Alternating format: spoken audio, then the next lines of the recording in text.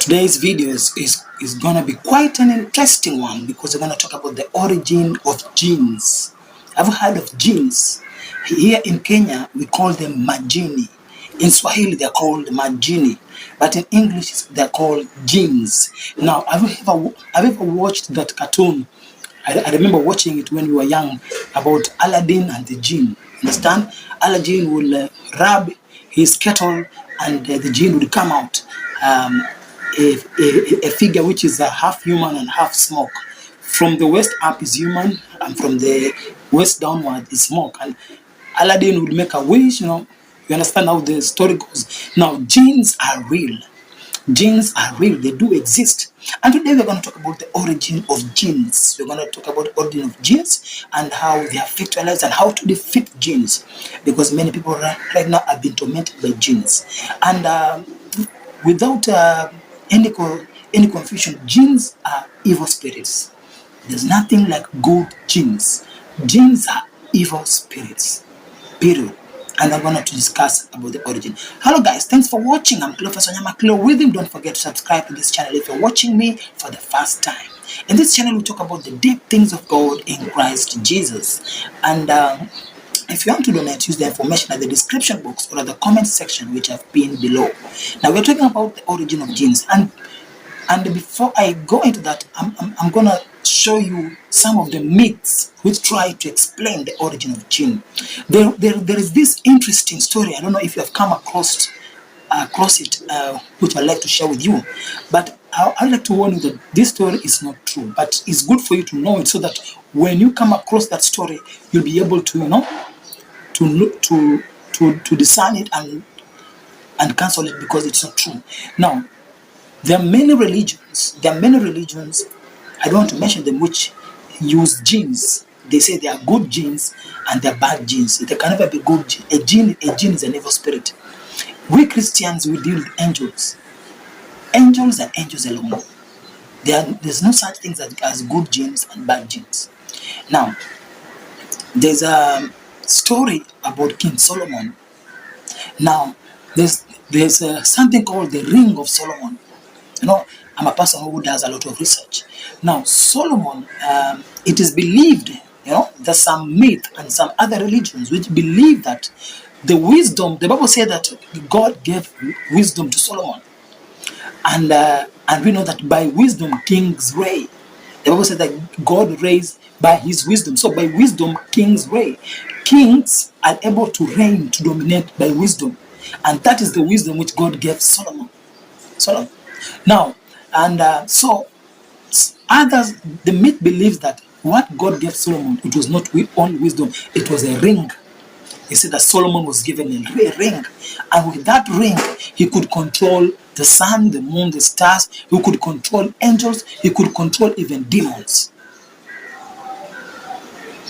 And do you know what?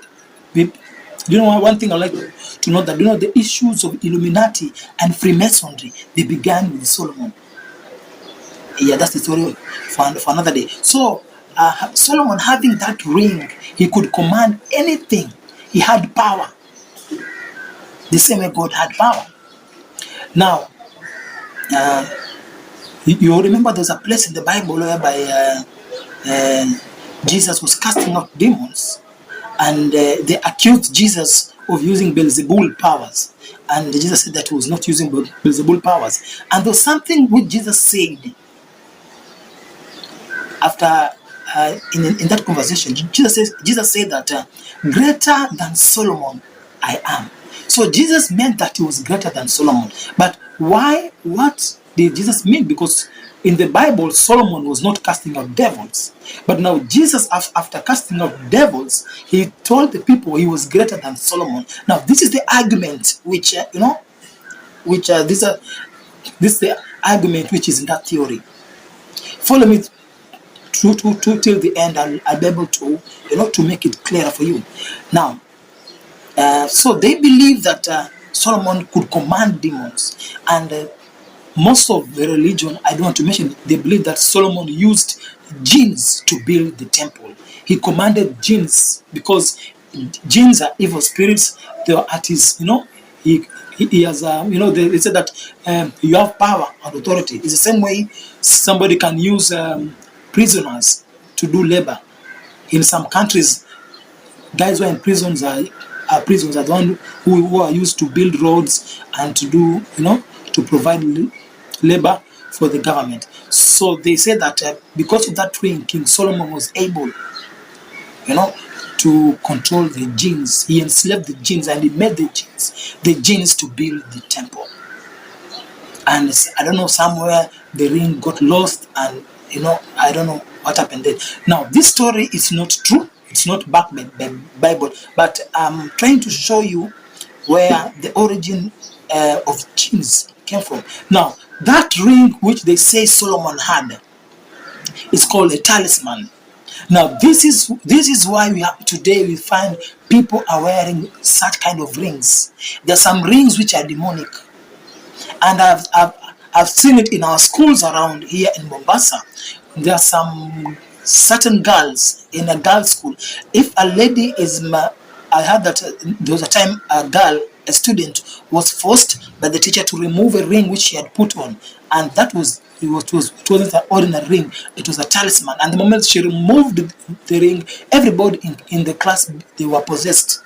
They had to bring in people to pray for the students, because the evil spirits the jinns had begun to torment the students. These things were even in the news. It's true. So this is where we find people came with the theology, with the theory to support the talisman, the wearing of rings. People who use jinns in their businesses, they usually wear talismans. It can be a ring, it can be a necklace, sorry.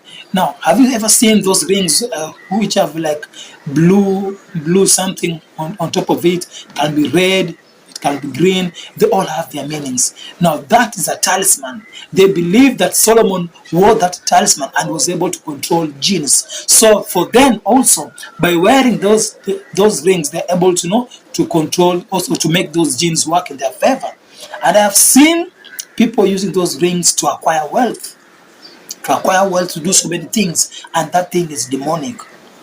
The jinns did not build the temple. The Bible tells us how the temple was built. Now, but that is the foundation of the theology of jinns. What other people believe about jinns. Now, where did the jinns come from? Now, when God created the earth, the angels Lucifer and his angels, after the fall, they were here on earth. Now, a part of the angels which fell with Lucifer, they supernaturally, they turned themselves to men. Understand? It's like shape-shifting. They took the body of mankind, and they seduced women, and they slept with women. After they slept with women, they gave birth to giants. The Bible calls them, they're called the Nephilims. They are half humans, half angels. Now, God did not want this, because the earth was made for man. The earth was not meant for angels. The earth was not meant for evil spirits. The earth was meant for man. But now there was a situation whereby we have half humans and half angels. They could not go to the angelic realm because they are not full angels, and they could not live fully on earth because they are not fully mankind. Understand? Now, this is why God brought the flood. Now, the flood came and everything was destroyed. Now, that's why Noah came into sin. Now, after the Nephilim, the giants were destroyed.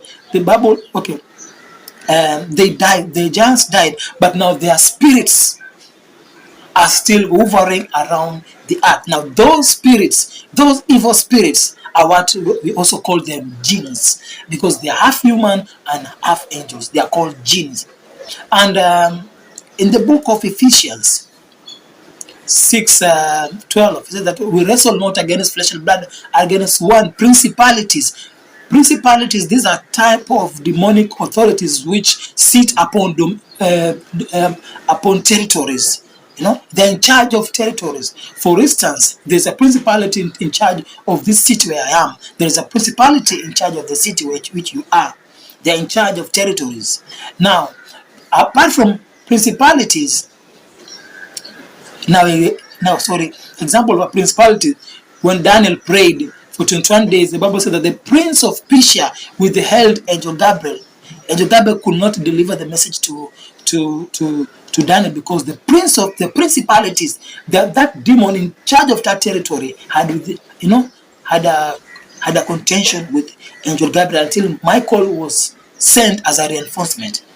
Now, there are powers, principalities and powers. Now, powers are not split powers. In this issue of powers, this is where we have evil spirits.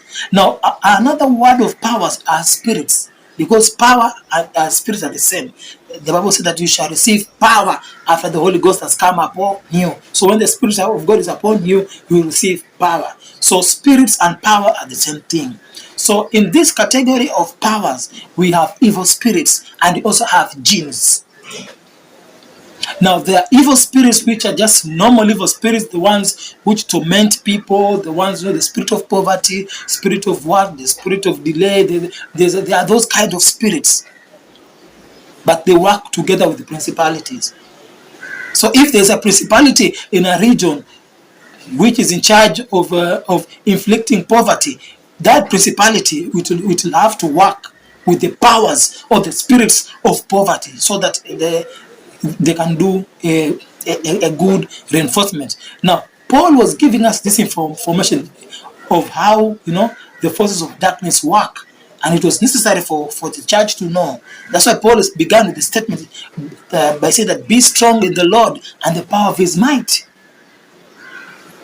It wasn't something, it was something serious. Now, in the powers, now we have there are two types of evil spirits. We have just the normal evil spirit, and there are other type called the jinns. Now, jinns are kind of different. Jinns are kept. Jinns can be kept like you are keeping chicken, like the way you are rearing chicken or you are rearing cows.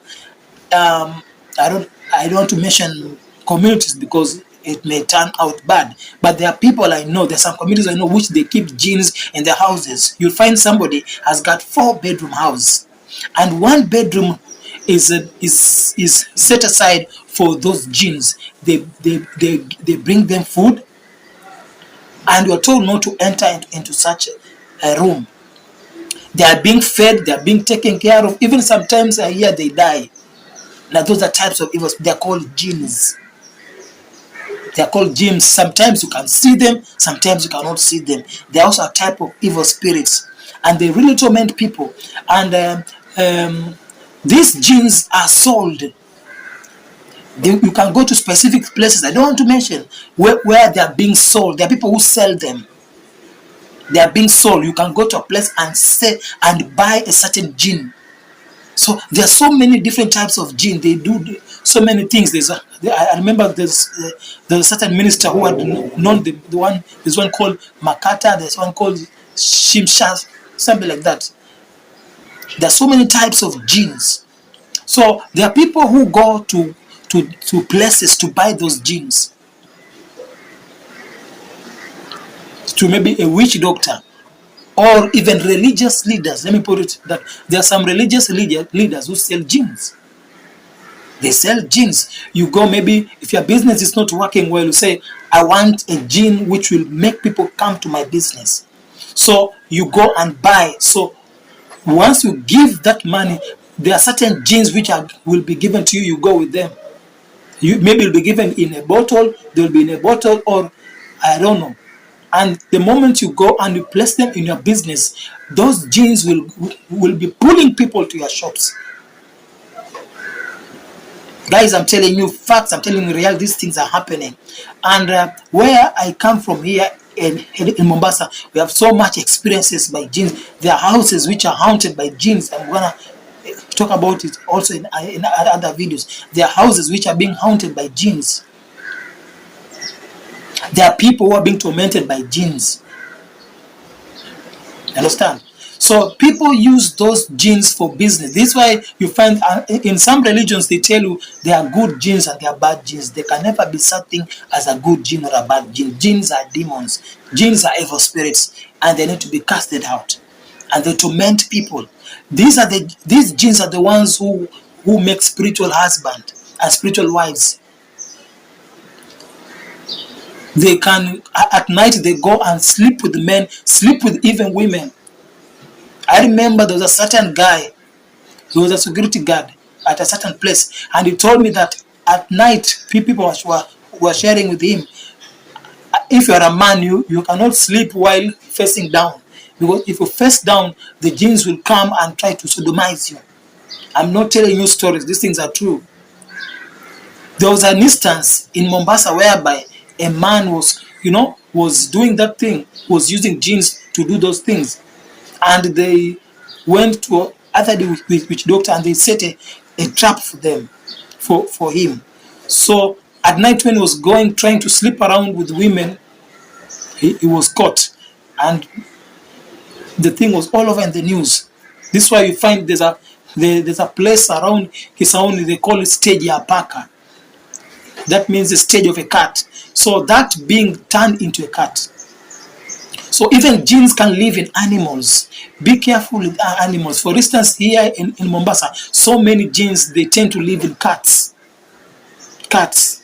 People who keep jinns, they tend to love cats. Now, I don't mean that all cats are like that. Not all cats, but most of the time they love cats.